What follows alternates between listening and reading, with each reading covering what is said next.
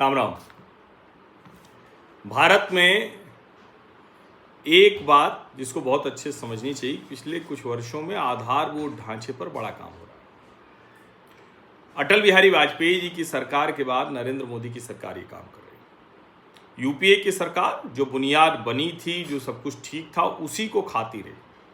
और इसीलिए 2009 के बाद जब मामला गड़बड़ होना शुरू हुआ तो उसको संभालने में 14 के बाद बहुत समय लग गया। और होता भी है, जब आप बुनियाद नहीं ठीक करेंगे, पक्के तौर पर फाउंडेशन नहीं रहेगी, तो ये सब मुश्किलें होती हैं।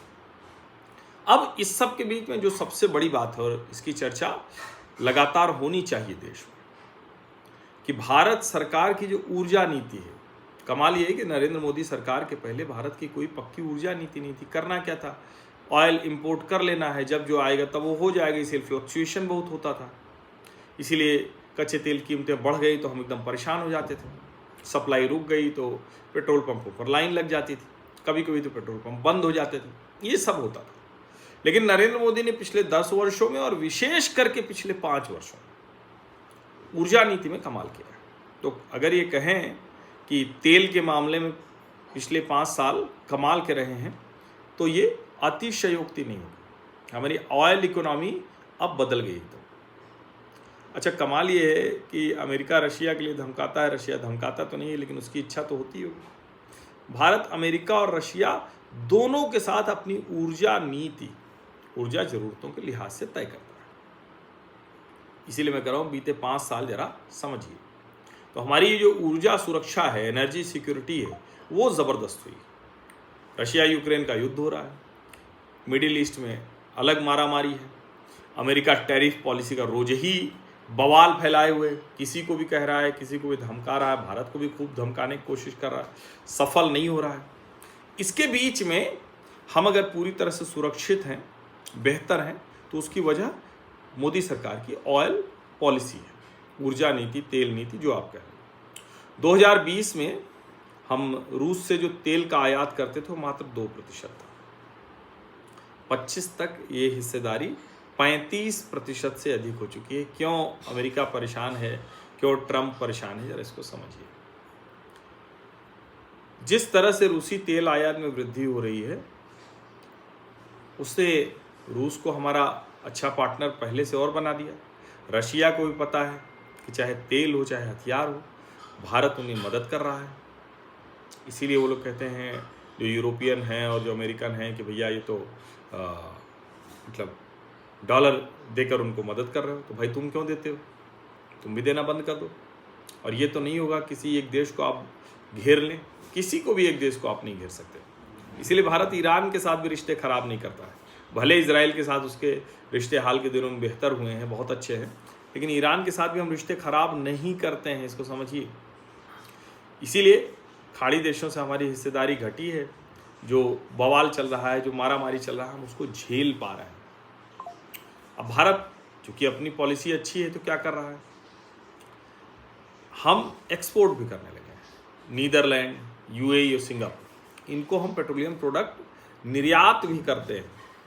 सिर्फ इंपोर्ट करने वाली कंट्री थे हम निर्यात कर रहे हैं।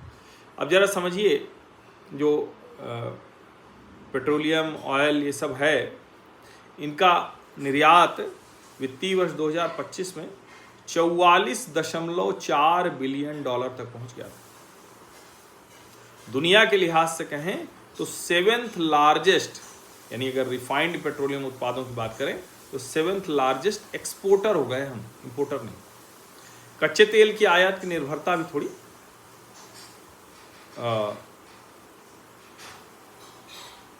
अच्छा, निर्भरता तो लगभग वैसी ही है, इसमें तो कोई वो नहीं, क्योंकि हमारी डिमांड बहुत बढ़ गई है, तो ये थोड़ा सा गड़बड़ हुआ है।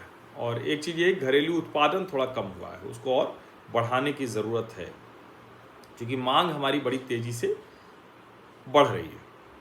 अब रिफाइनिंग क्षमता की बात करें तो रिफाइनिंग क्षमता हमारी बढ़ रही है। कितनी बढ़ी है, 257 MMT प्रति वर्ष पहुंच गई है।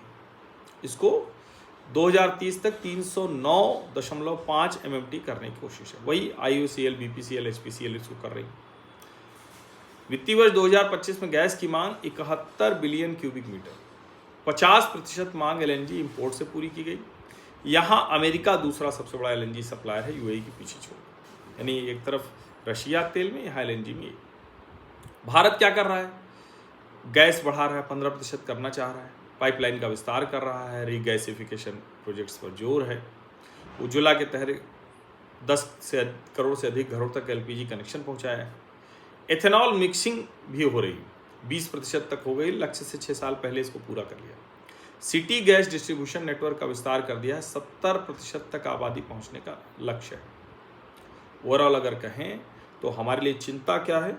घरेलू उत्पादन जो घटा है वो चिंता है, जिस तेज़ी से करना था वो नहीं हो पाई, मिडिल ईस्ट में तनाव है तो वो भी एक मुश्किल है। लेकिन ओवरऑल अगर कहें तो भारत सरकार ने, भारत की नीति ने दुनिया के संकट के बावजूद जो संतुलन है वो बनाए रखा है, ये बड़ी सफलता के तौर पर देखा जा सकता है। लेकिन ये पूरी सफलता नहीं है, क्योंकि उत्पादन उस लिहाज से बढ़ा नहीं है, अभी हमें उस पर बहुत काम करना है।